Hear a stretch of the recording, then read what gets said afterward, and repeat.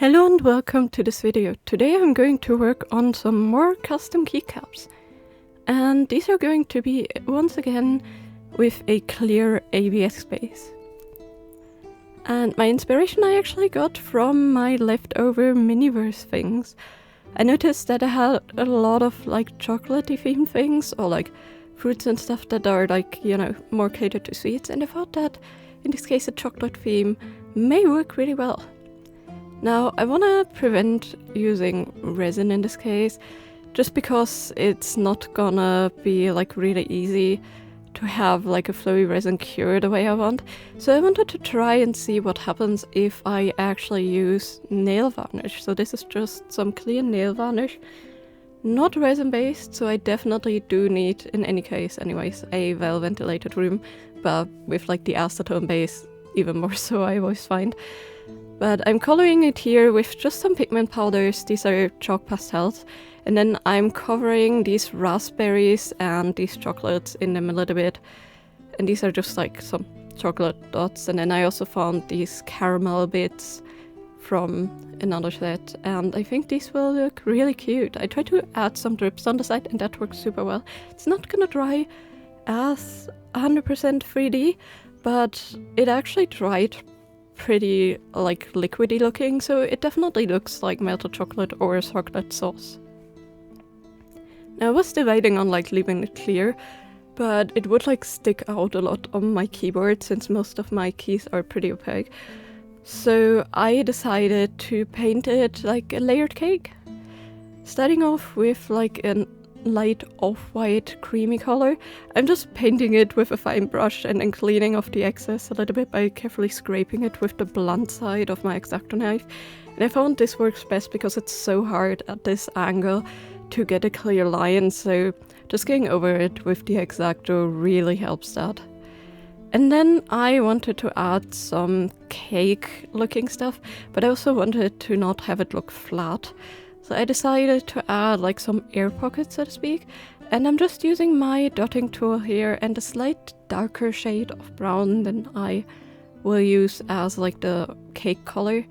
And I'm just using like different sizes, a tiny and then an even tinier like side of my dotting tool, and I'm just going very random. And then I decided it still needs a more crummy look. So in the end, I also picked up a brush and mixed my paint with a tiny bit of water. And I decided to just like dab it on just a little bit.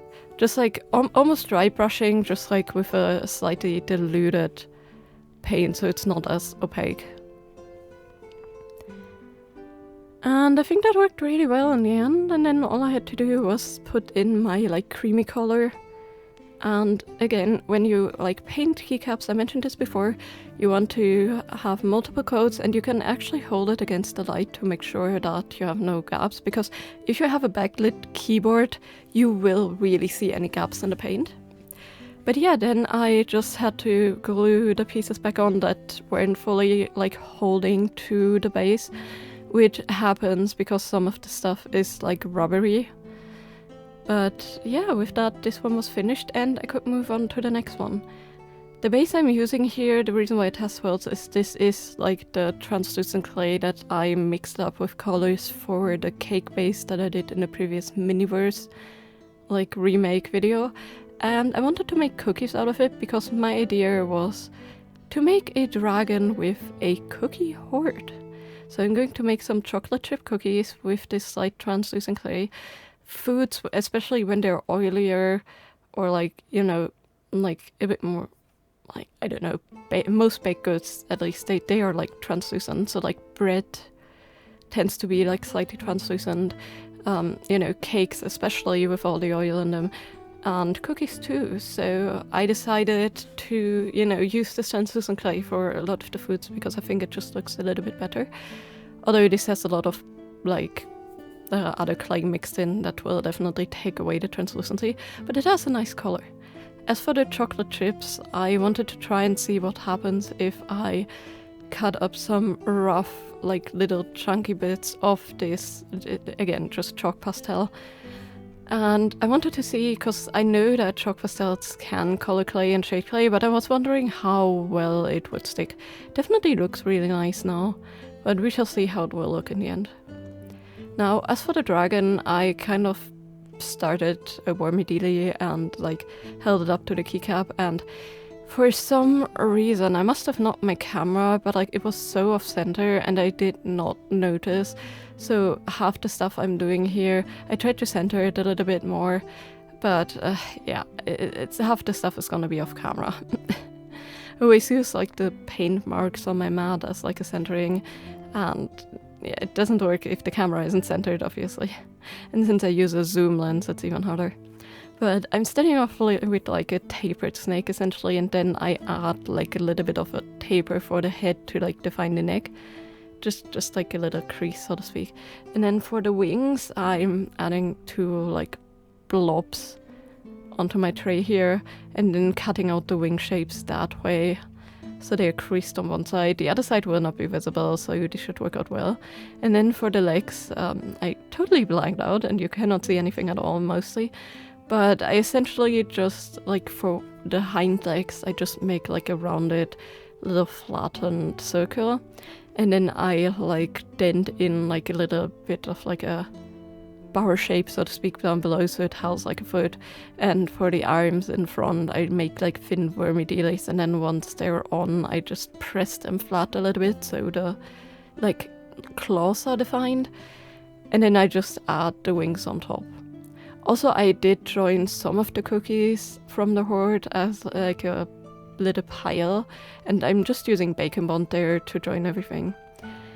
For the base, I did want to make like a cookie base, so I thought, why not try to like splatter some paint in there? Maybe that's gonna give a nice effect. Watery paint with this kind of plastic doesn't really work when you like fling it on. This was way too watery, definitely. So I used my little silicone shaper because that gives like more of a regular dots, more like chocolatey, I find. So I just like dipped that in paint and then painted the chocolates on. And then I added the same like kind of cream colored base for the cake, and it was time for assembly after everything baked. I'm roughing up the surface here so the like material that I add on top will stick. And then I tried coloring epoxy sculpt just to get it a little bit more towards the color that I need, like the cookie base color, because I decided I can't really bake it and I don't like the look of the super glue and I need like more of a base. So epoxy sculpt was my choice because it is really sticky and secures like pieces really well. So I just smashed that on there, added all the cookies I made. I had to still paint it a little bit because at this point it looked like raw dough, which I could have left because that would have been an interesting thing. But yeah, I just wanted to paint it just a tiny bit more, so I added more of that same cream color as before. It's not quite the same color as the cookies, but that's okay. And then I added some more chocolate chips because the others, like from touching it, it like had only like faint bits of chocolate left, so to speak, on the cookies. But yeah, with that, both of these are finished and I had so much fun. Oh yeah, I also added like a little spine to the dragon and I painted the wings and the eyes black just to give them a little bit of a differentiation.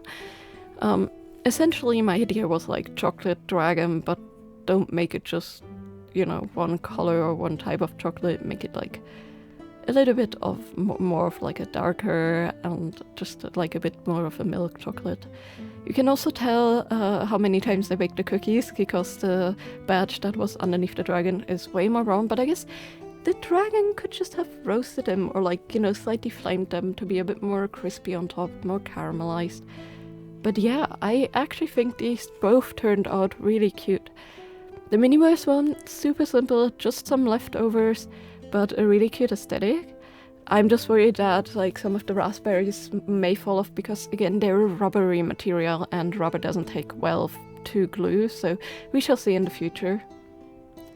And as for the dragon, I'm absolutely in love with it. I love all the details, I love the chunk it has, even though it's so tiny, and I'm so happy that I managed to like sculpt on this teeny tiny scale. Plus also the like little pieces on his back, I wanted to make them look more like a chocolate bar. That's why the little like spike stripe on his back is like a bit more flat and white. And I think that worked out super, super well. And I just love the idea of a chocolate dragon having a cookie hoard, you know. I think that's super adorable. And I think they also fit really well on my keyboard. But yeah, let me know in the comments down below what you think of these two. And, you know, if you would like go for one snack or dessert, which choice would you make for like a dessert dragon? Would it also be chocolate, or would it maybe be vanilla or something? Or like maybe like a special dessert that you like an ice cream dragon or like a tiramisu dragon or something. Yeah, definitely write that down in the comments. And also let me know if you have any ideas for other themes for keycaps, because I definitely do have some more ABS-based keycaps that I'd love to customize. But as always, I hope you have a great day. See you next time. Bye bye!